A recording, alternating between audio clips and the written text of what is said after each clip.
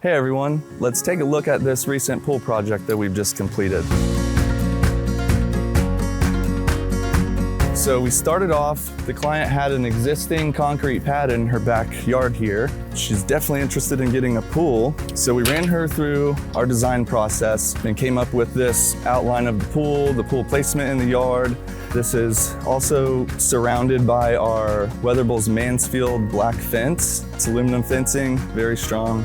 This is a 6-foot deep end pool with a 4-foot shallow end, and it's about split in half. We ran perimeter drainage around everything. We ran all of that to a sump pump pit over there, and their existing drainage went through the area. So we just tied that all together so that way everything's going out to the curb. We also ran all her plumbing. We did the skimmer box, the bottom drains, the return, everything that there is to this pool, from a concrete bottom to setting the liner, we got it taken care of. I think this project turned out great, and we're ready for the next one. Give us a call.